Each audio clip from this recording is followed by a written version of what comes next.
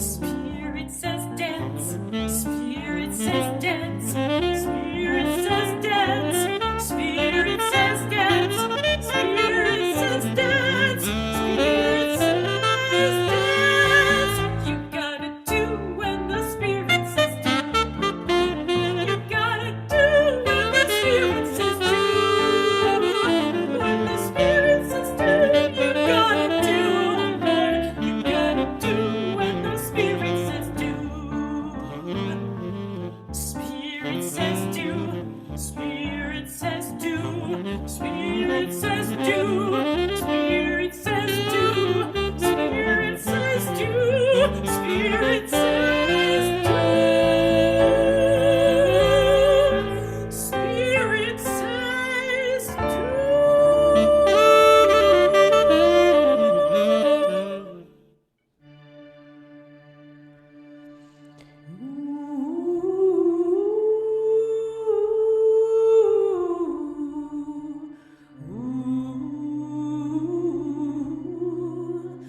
Flowing down, down, down to my soul.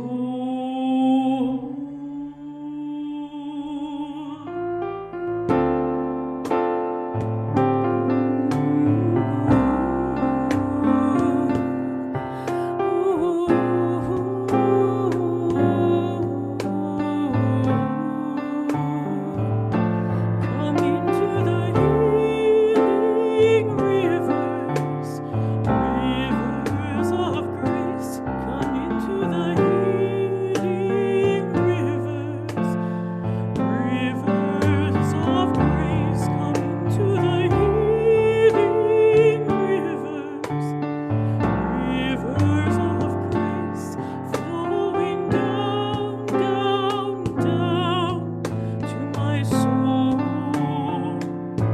Love shines in the healing rivers, rivers of grace. Love shines in the healing rivers, rivers of grace. Love shines in the healing rivers, rivers of grace, flowing down, down, down to my soul. Forgiveness flows in these rivers, rivers of grace. Forgiveness flows in these rivers, rivers of grace. Forgiveness flows in these rivers, rivers of grace, flowing down, down, down to my soul. Come bathe in the healing rivers, rivers of grace. Come bathe in the healing rivers, rivers of grace. Come bathe in the healing rivers, rivers of grace, flowing down, down, down to my soul.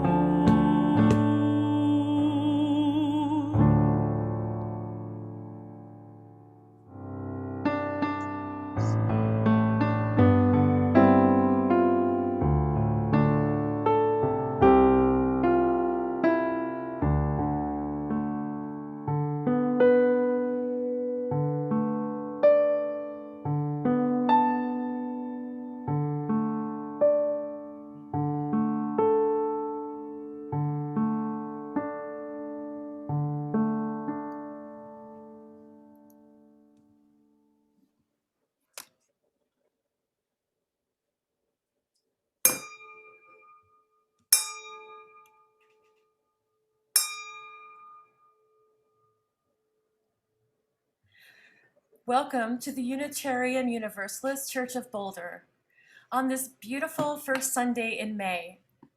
Hello, my name is Deborah Barioli, and I will serve as the worship leader for today's service. We welcome all to the Unitarian Universalist Church of Boulder.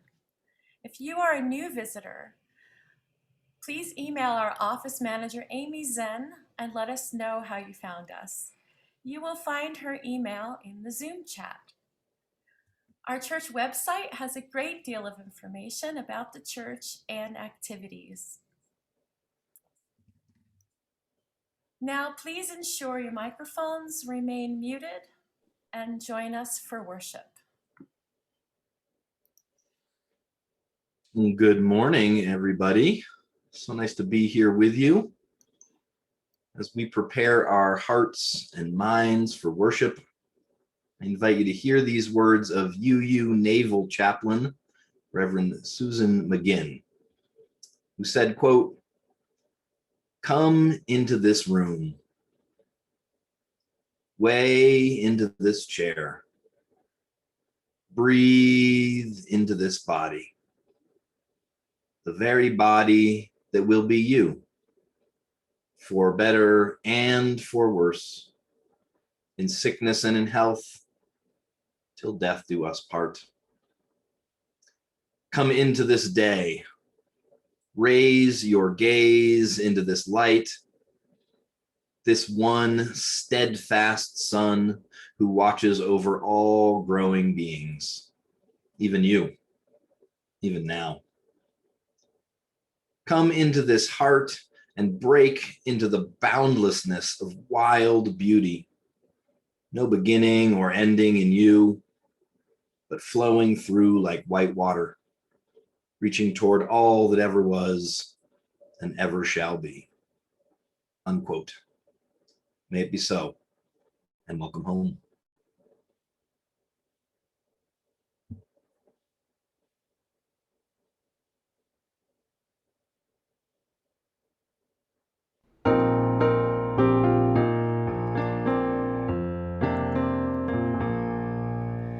Gather the Spirit, harvest the poor.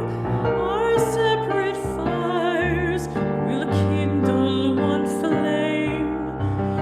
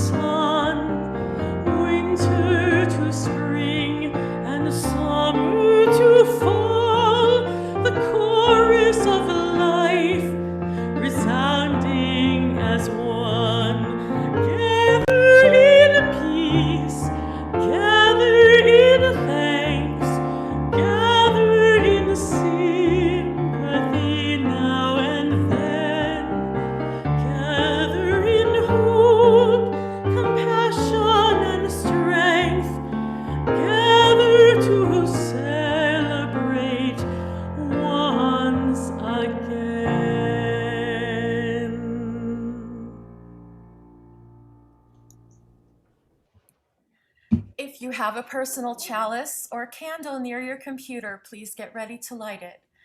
We invite you to type into the chat box where your chalice is lit, the street or neighborhood, or what city if you're joining us from outside Boulder.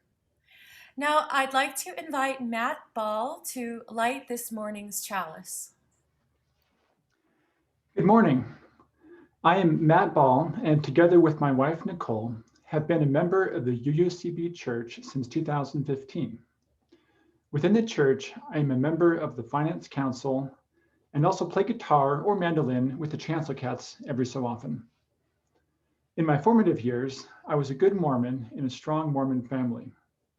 I also had a passion for computers and logic, and the Mormon doctrine didn't agree with my analytical mindset. In college, I used a new product called the internet to look up inconsistencies in the Bible and Book of Mormon. My reasoning was that if my eternal soul depended on following these books, then the rules needed to be consistent and clear. Finding this not to be the case, I left the Mormon Church behind. But the Mormon Church offered things that I later came to miss, particularly after having children. It gave me a strong sense of morals. I wanted my children to also have strong morals in the sense of community. So Nicole and I went searching 6 years ago for something to fill that need. We first investigated the Boulder Shambhala Center, but found it to be too male-dominated and lacking in a good children's program. Even so, Buddhism matches my own theology in many ways. When we found UUCB, I was pleased with the incorporation of Buddhist teachings, such as mindfulness and meditation. But UUCB also offered a vibrant community with joyous music, a good children's program, and a strong sense of social justice in action. I light this chalice in gratitude for this church.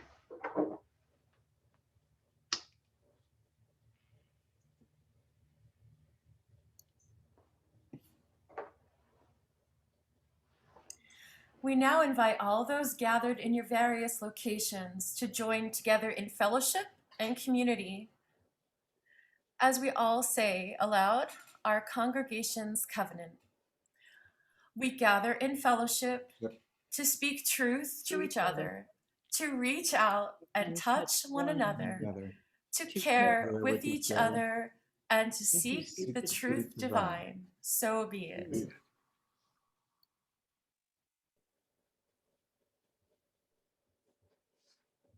And in this deep connection with all of life, let us tune into our own joys and concerns. Let's take a little moment outside of normal time to get in touch with what is on our mind and on our heart today. So I invite you in the quiet of your own thoughts to lift up all that weighs on you, grief, worry, pain, whatever it is. Let us hold this and each other in silence.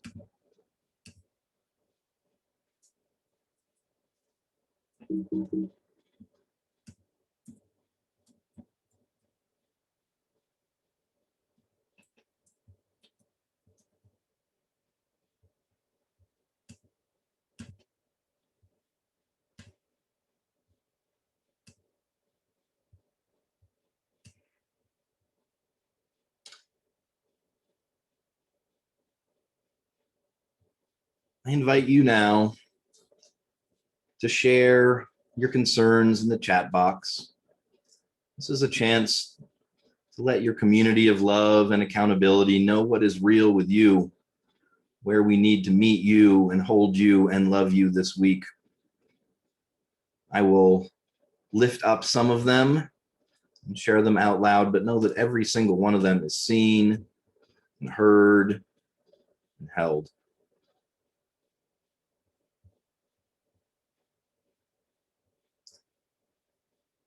You know, many of us continue to miss so many people, family, friends, routines.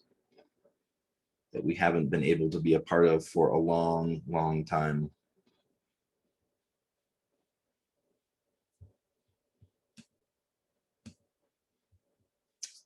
Karen, I see your note about Mother's Day. It's a hard day, I know, and I think it's next weekend, and we'll be talking a little bit about that next Sunday. It can be a really hard day. Yeah, all those newly vaccinated people out there, all those frontline workers making those vaccines happen. And we see our siblings in India and Brazil and all over the world suffering. We ache with them. Yes, Heather, I join you in sending more light and love out to the victims and their families and friends of last month's shooting in South Boulder. Trauma of which will continue to unfold and need love for a long time to come.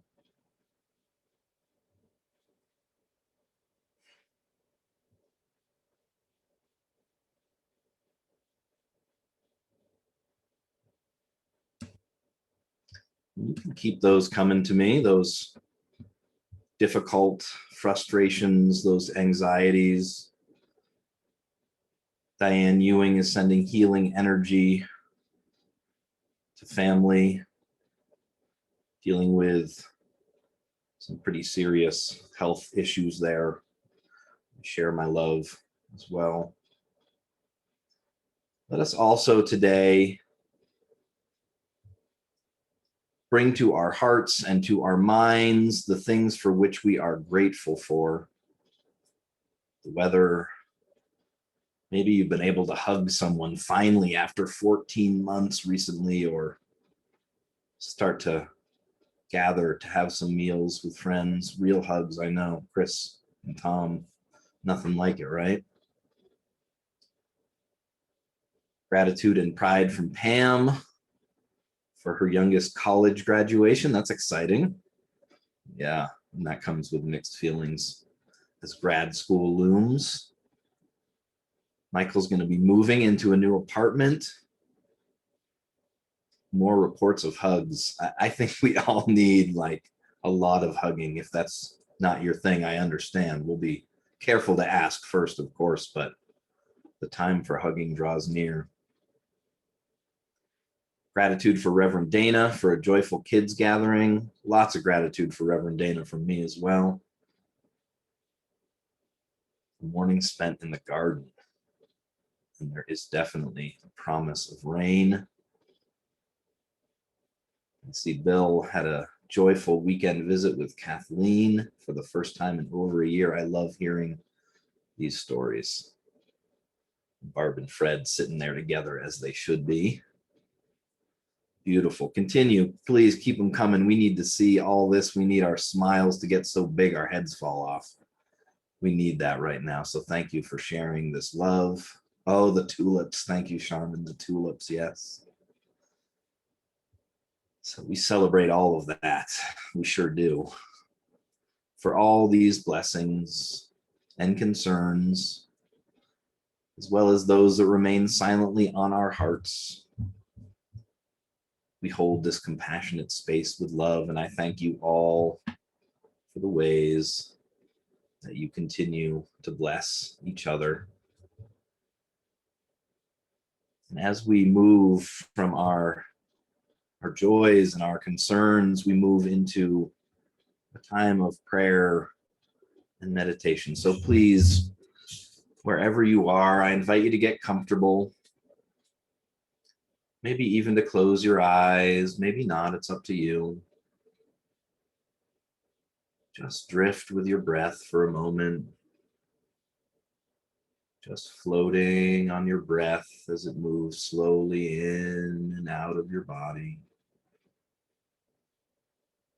Maybe you want to bring someone to your mind right now that really needs an extra bit of TLC. I want you to picture them with as much detail as you can. See their beautiful face right in front of you. I want you to just Surround them with love, whatever that means for you. Maybe you can let some love float right out of your heart into theirs. Maybe you can silently share some words of love and caring with them in your mind. Just hold them, surround them with kindness.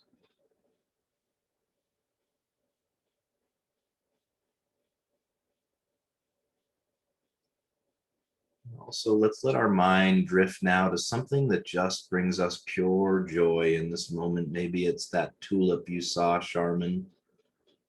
Maybe it's remembering that hug you finally got. Maybe it's anticipating some of that soon. Let's just hold in our minds. Let's magnetize into our beings that which we yearn for.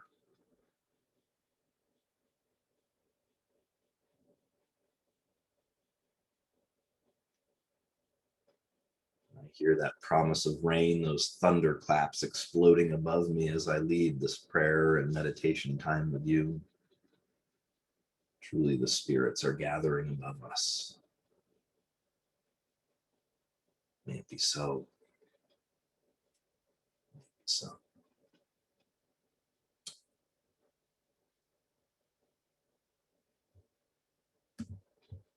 I invite our reading.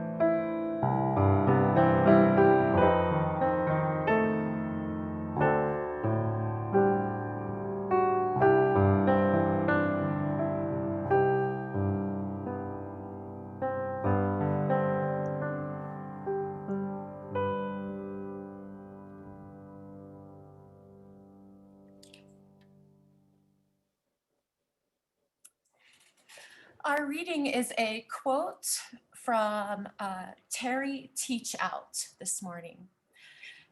Even the Impressionists, the most innovative artists of their time, sought to paint realistically. They believed that their freer way of portraying the visible world was truer to life than the literal realism of the salon painters who dominated French art throughout the 19th century.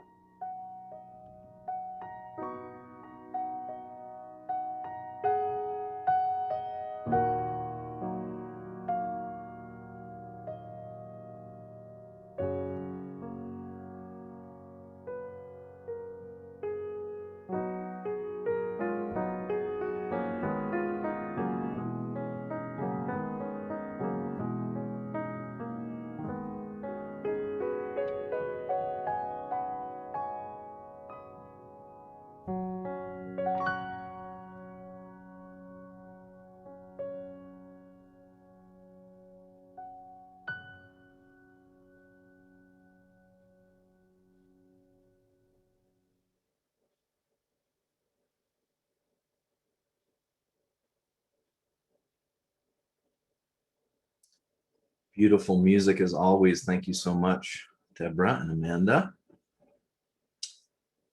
I have been to the Himalayas. I've actually explored those mythic peaks. I have visited dark, secret caves on desolate mountaintops and shopped for rice in impossibly remote villages and trade bazaars. I pet a yak and drank butter tea that was so thick and pungent, I still gag just thinking about it.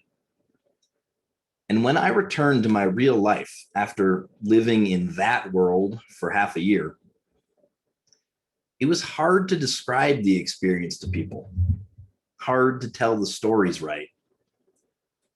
The enormity of the mountains, the sounds of those crazy markets, the deep, holy feeling of isolated monasteries and cave shrines.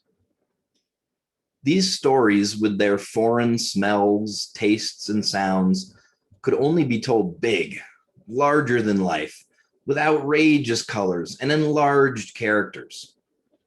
But at 18 years old, I was not a very experienced storyteller.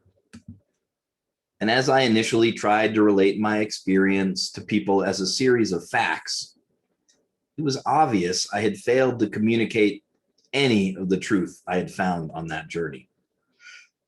I had never had such outsized stories to tell, and quite frankly, my storytelling abilities needed to catch up with my stories if anyone was going to really understand what I had been through.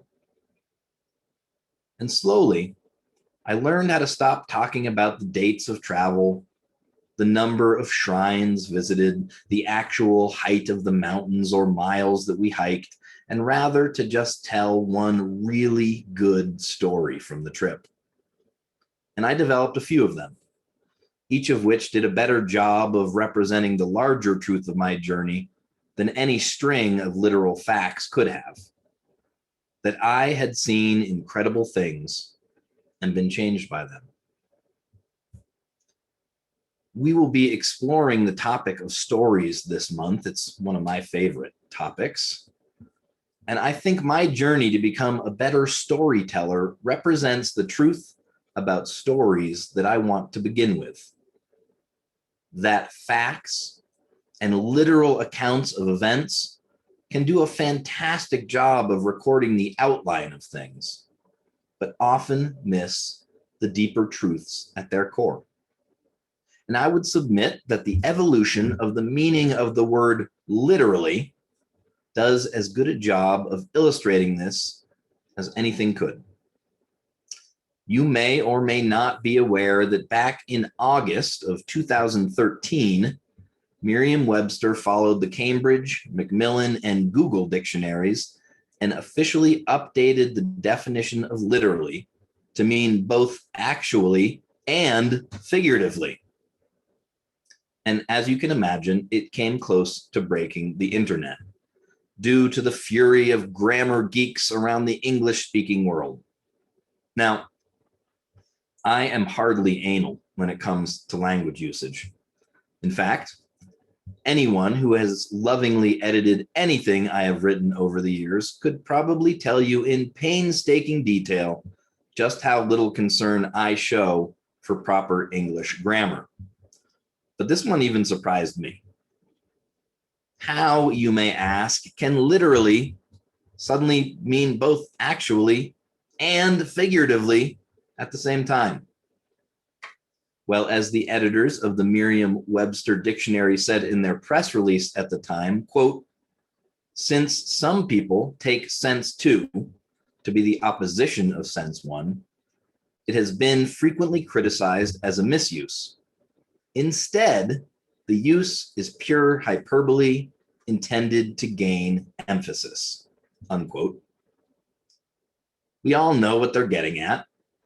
I'm sure no one listening to me this morning is completely innocent of this little grammar abuse, sarcastically using the word literally to actually mean figuratively. The truth is, literally is hardly ever used anymore to mean its literal definition. But it is almost always used in this semi-sarcastic meaning that all these dictionaries are attempting to capture. I literally died when she said that, or my jaw literally hit the ground when I came to the end of the story. The hearer of these statements knows that the person did not really die and that their jaw is still connected to the rest of their face. But rather than speak factually, they were attempting to speak emotionally. And the fact that this abuse is so common it is now canon gets right to the heart of our topic for this morning, which is what is lost when the Bible is read literally. First, a little history, because a very common misperception is that we have always been plagued with this divide between biblical literalists and those who read the Bible in a more symbolic manner. In reality, however, biblical literalism is quite a modern issue. To begin with, for the first 1,500 years of Christianity, most of the people who were educated enough to read the Bible themselves were also smart enough to understand the genre of literature and knew it was not to be taken literally in that first dictionary definition sense of the word. In fact, the concern of the early Christian was quite the opposite of today. As stated by Church Father St. Augustine himself in his book entitled The Literal Meaning of Genesis, published well over 1,600 years ago. I'm pretty sure he meant the first definition. Quote, often a non-Christian knows something about the earth, the heavens, and other parts of the world, about the motions and orbits of the stars, and even their sizes and distances. And this knowledge he holds with certainty from reason and experience. It is thus offensive and disgraceful, Augustine continues, for an unbeliever to hear Christians talk nonsense about such things, claiming that what he is saying is based in Scripture. We should do what we can to avoid such an embarrassing situation, lest the unbeliever see only ignorance in the Christian and laugh to scorn, unquote. Even in the 5th century, they knew enough about the heavens to know that the biblical Genesis account was not hard science. So, 1,600 years ago, the only Christian concern about taking the Bible literally was how embarrassing it was when it happened. Even then, they understood that stories are often told for reasons other than recording hard facts. But things began to change in 1517, about 1,000 years after Augustine had his say, when Luther came along with his 99 Theses and kicked off what we now call the Protestant Reformation. Up until this point, the institutional church was Christianity, and hardly anyone besides the priestly class even knew what the Bible actually said.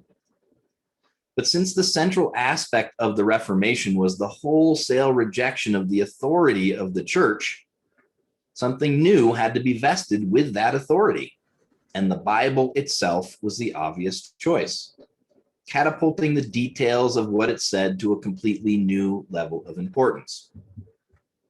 But still, there's a big difference between reading the Bible for yourself finally and thinking it held important truths, and believing that every word in it was literally true. And the truth is that last step from important truth to literalism is largely our fault. Literally, definition number 1. Because our Unitarian ancestors were among the first people to begin attempting modern literary text criticism on the manuscripts of the First and Second Testament, otherwise known as the Christian Bible. When people like Unitarian Joseph Priestley began using these modern scientific methods in the 18th century on the Bible, they discovered clear evidence of multiple voices, of redaction, of corruption and mistranslation of older texts, and countless other issues. that made a literal understanding of the Bible farcical. To many faithful Christians who had been presented an understanding of the Bible as being the Word of God, this felt extremely threatening.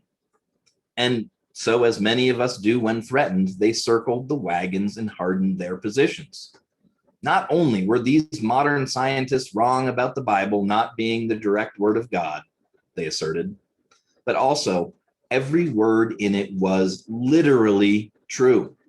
And thus, biblical literalism, as we understand it in the modern age, was born.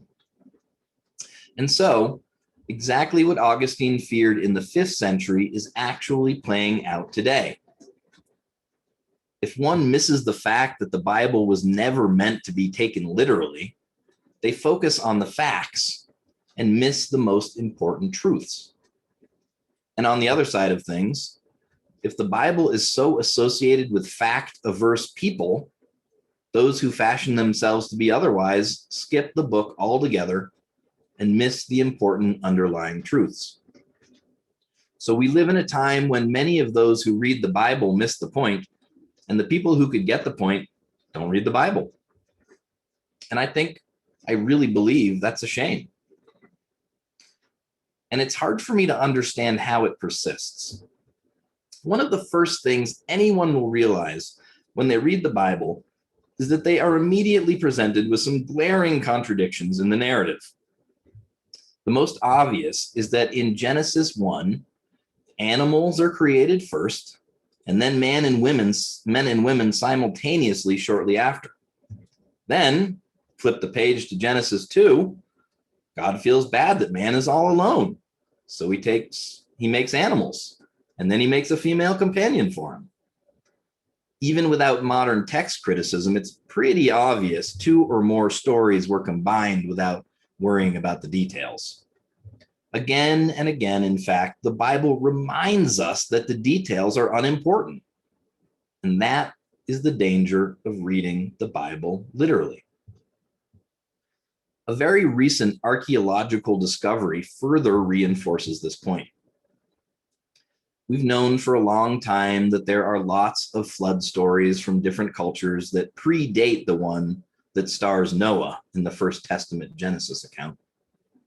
And a newly discovered tablet in Iraq is older than any we had previously known of, hundreds and hundreds, if not thousands of years earlier. And like so many of the other stories, this one talks about a man who marches all the animals of the world 2 by 2 into a boat to save them from a flood.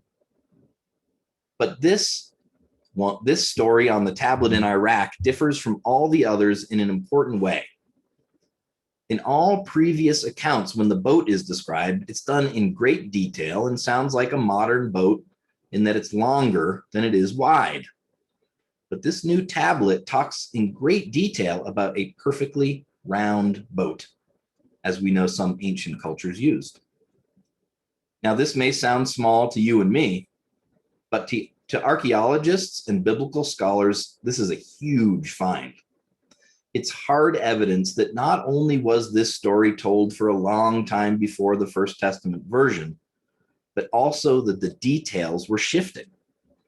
That is to say, whoever was telling the story was clearly not reporting on a factual event with set historical details, but rather was telling a metaphorical story, a symbolic recasting of deeper truth than the sum of its details could add up to. Just as I learned when I returned from the Himalayas, if you want to pass along truth and not fact, sometimes you have to leave the details behind and speak to the particular worldview of the people you're trying to communicate to with a good story.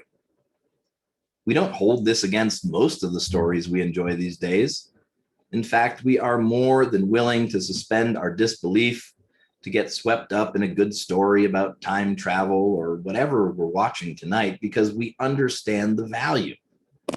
And I submit that it should be the same way with the Bible. We know now for absolute certain that the earth is not flat.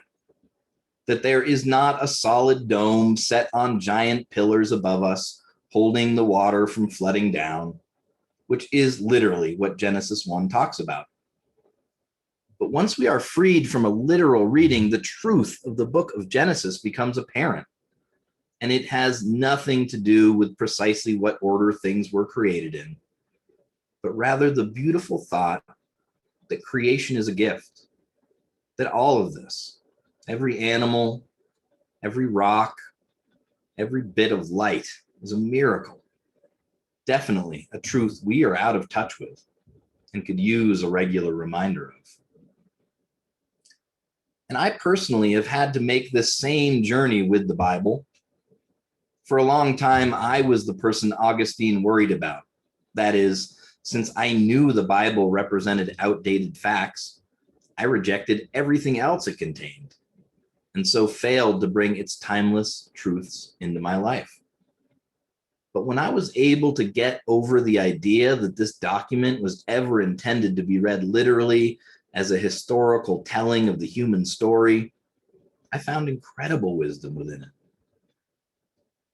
What I have come to believe is that just like the Protestant Reformation got us beyond the authority of the institutional church, it's now time to finish the work that Luther started.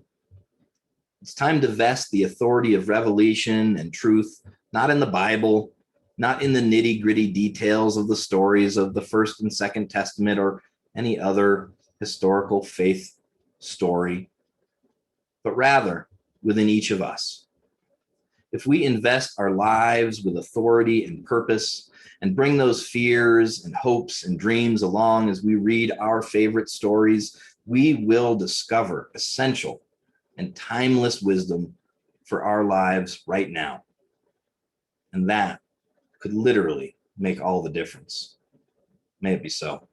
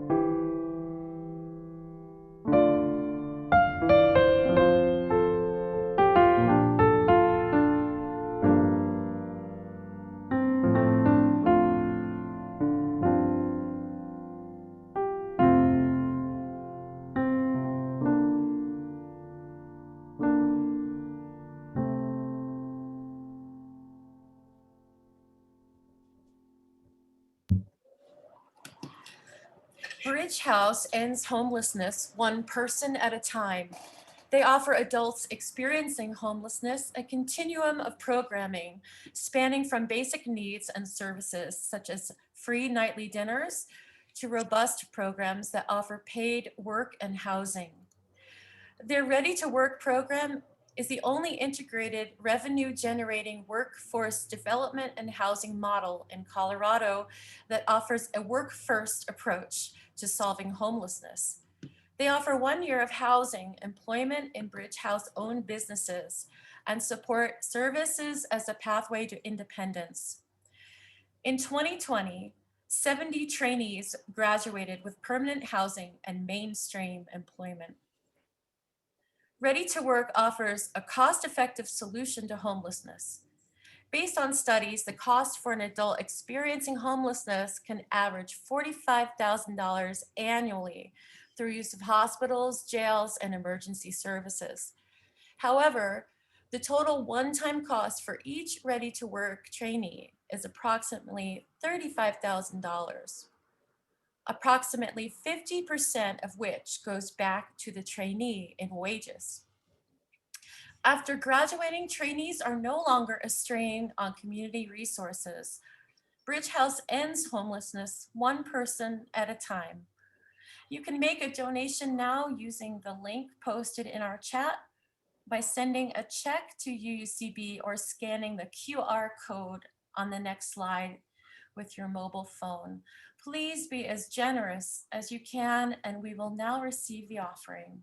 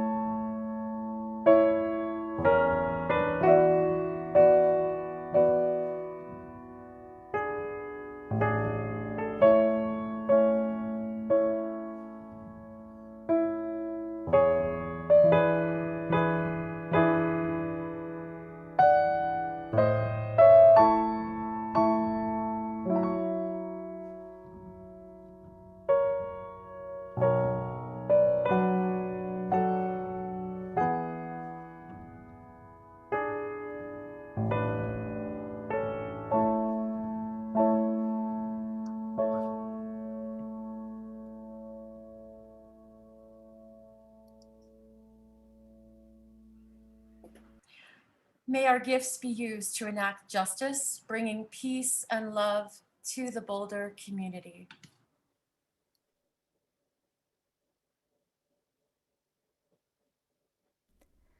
As I went down to the river to pray, studying about that good old way, and who shall wear the starry crown? Good Lord, show me the way. Oh, sisters, let's go down, come on down. Oh, sisters, let's go down to the river to pray. As I went down to the river to pray, studying about that good old way, and who shall wear the starry crown? Good Lord, show me the way. Oh, brothers, let's go down, come on down. Oh, brothers, let's go down to the river to pray. As I went down to the river to pray, studying about that good old way, and who shall wear the starry crown? Good Lord, show me the way. Oh, mothers, let's go down, come on down. Oh, mothers, let's go down to the river to pray. As I went down to the river to pray, studying about that good old way, and who shall wear the starry crown? Good Lord, show me the way. Oh, fathers, let's go down, come on down. Oh, fathers, let's go down to the river to pray.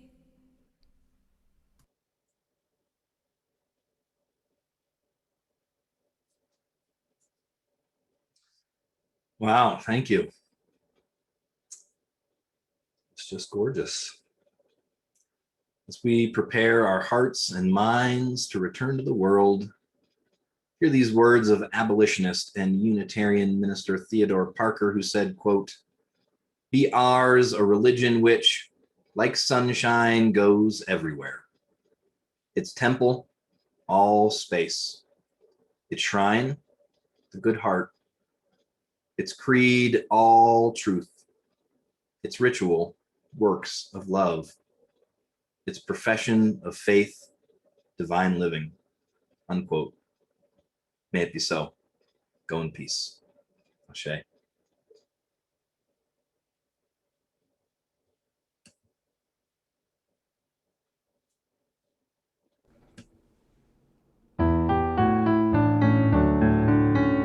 Go your way in peace, wander as you may.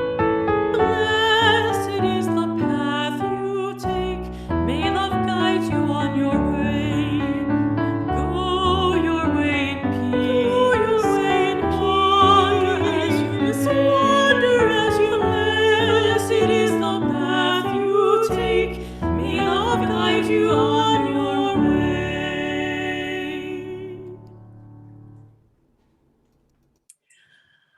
We invite you to stay with us in our Zoom rooms for a time of online fellowship and discussion. And this morning, our lobby focus is a budget forum.